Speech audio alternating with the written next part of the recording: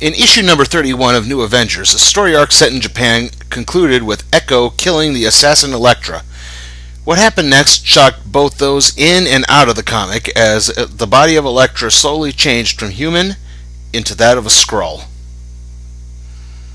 Debuting in Fantastic Four number 2, the Skrulls are a race of shape-shifting humanoid reptiles who often drag the Earth into another conflict with the rival space empire, the Kree.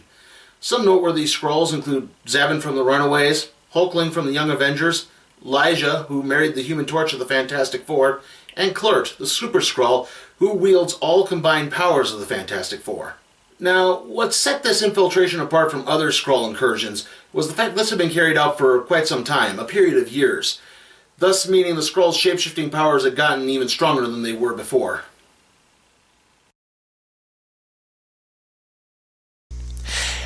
As the group attempted to transport the Skrull ElectroCorps back to the United States, team member Jessica Drew turned on them and wound up taking the corpse back to S.H.I.E.L.D. The mantle of Spider-Woman has been one of, if not the most occupied identities in the history of comics. The mantle has been assumed by Jessica Drew, Julia Carpenter, Maddie Franklin, and Charlotte Witter.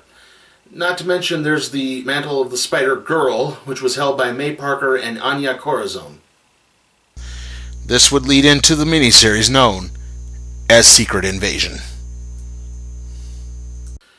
Now, before we get into Secret Invasion proper, I feel there's some things we need to go over. This guy is dead. This guy is head of S.H.I.E.L.D. This guy is back from the dead.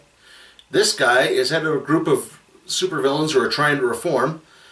This guy made a deal with the devil, and this guy is wearing a costume that once belonged to this woman. Are we clear? Good. Tony Stark, Reed Richards, and Hank Pym look over the body of Elektra Skrull.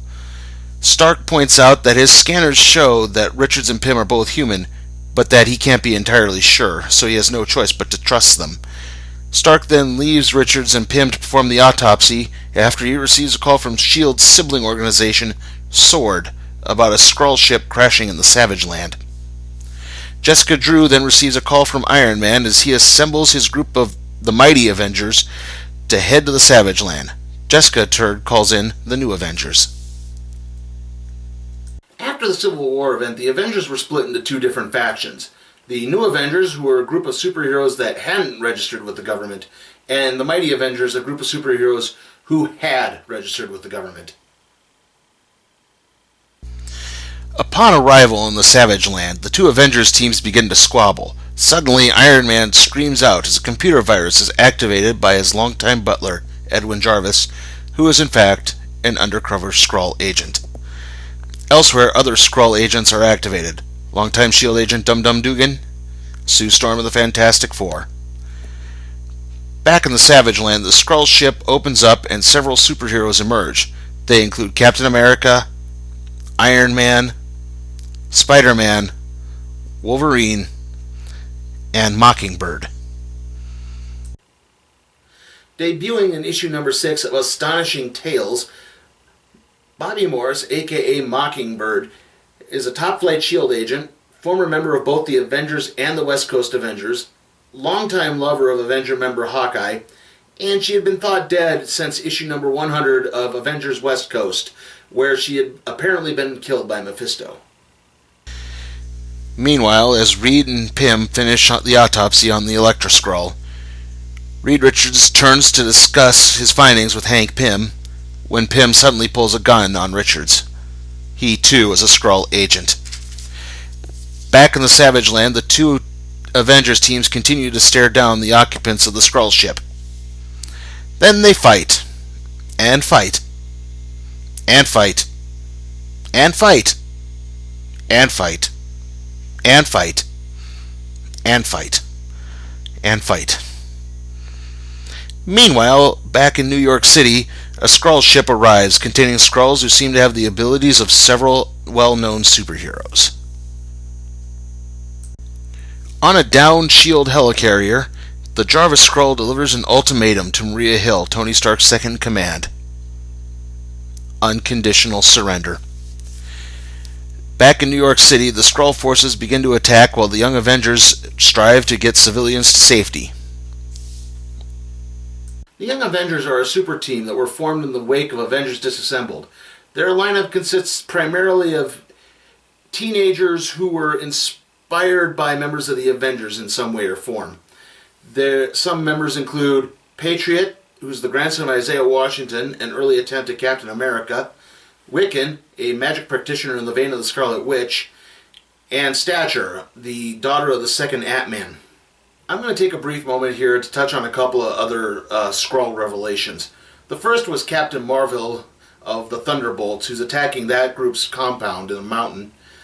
And the second is the Jessica Drew Spider-Woman, who's actually Veronica, the queen of the Skrull Empire. Though she's less of a queen and more of a pope.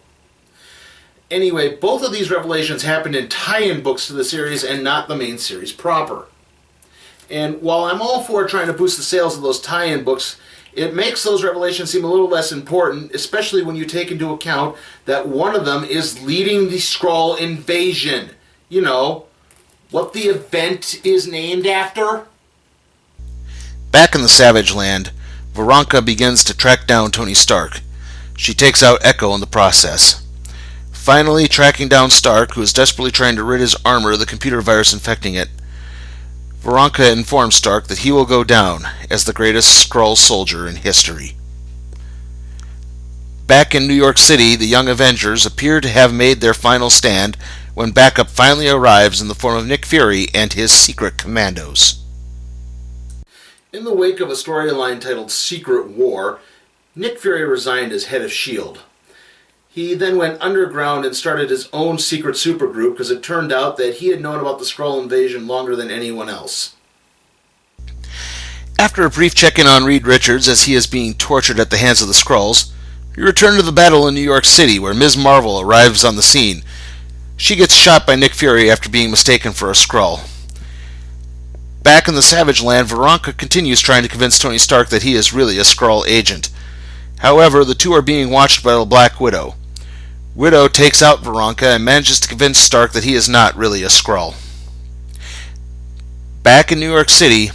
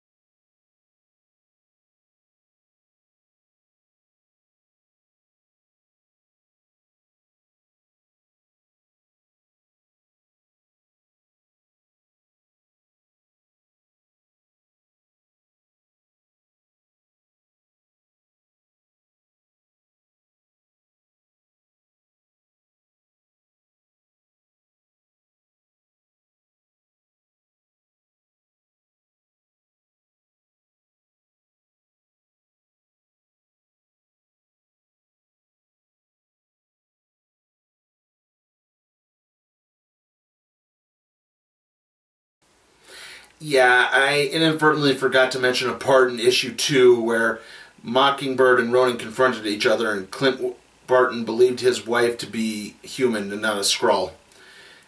It's just that this series is so padded out, I completely blanked it out of my mind. And you know, normally I think Brian Michael Bendis gets a little too much criticism for his whole decompressed form of storytelling, but like I said, if I'm skipping major plot revelations like that, that might be a little too much. As the battle against the Skrulls begins to rage all over the world, Veronica makes her way back to the Skrull base of operations via... I don't know. Let's just say Moe from The Simpsons did it. Anyway, she and the Pym Skrull begin to discuss something for Pym's ex-wife, the Wasp. Meanwhile, the heroes in the Savage Land have arrived in New York City. Finally, both Avengers teams, the Young Avengers, the Secret Commandos, Thor, and Cap, launch their final assault on the Skrulls. The fight rages on.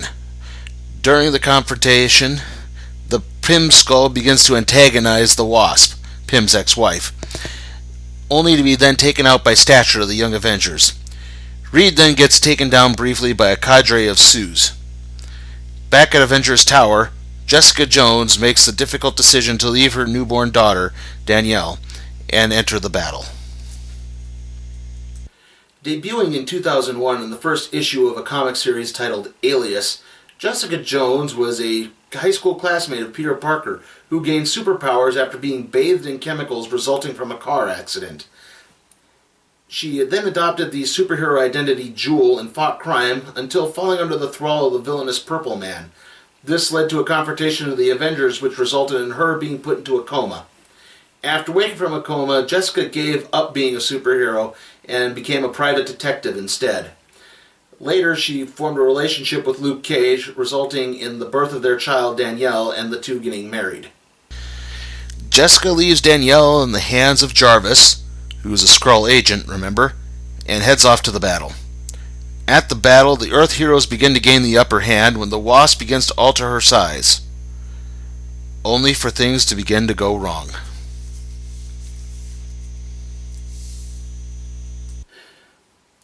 It turns out that the Pym Skrull had given the Wasp a new version of the size-altering formula that both heroes had used.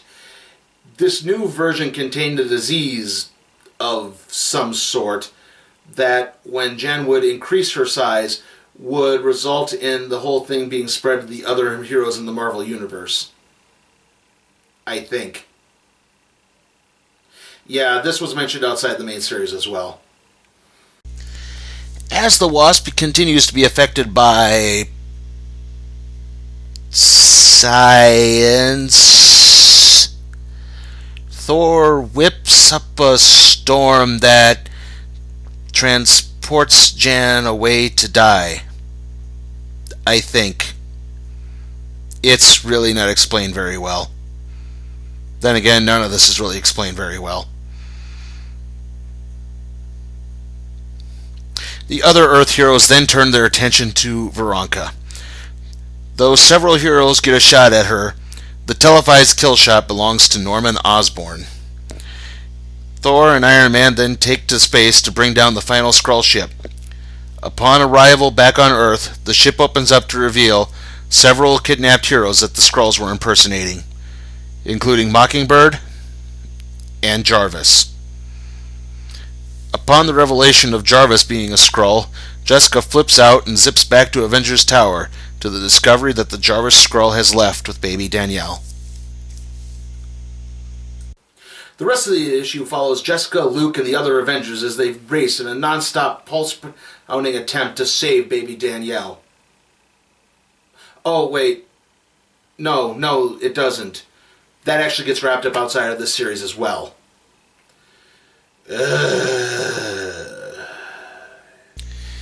In the fallout of the event, Tony Stark loses his job as head of S.H.I.E.L.D.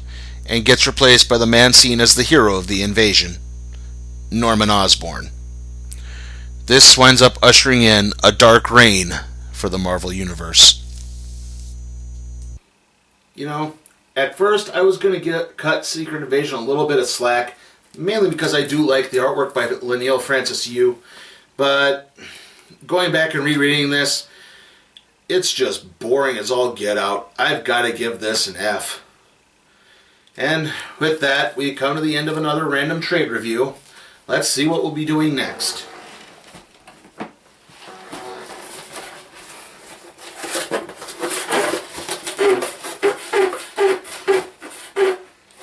Sorry about the box.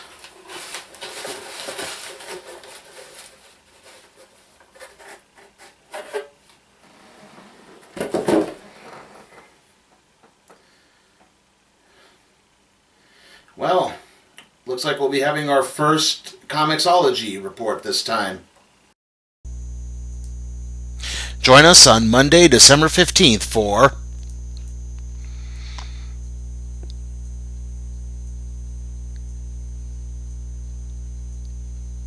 Adam, Legend of the Blue Marvel.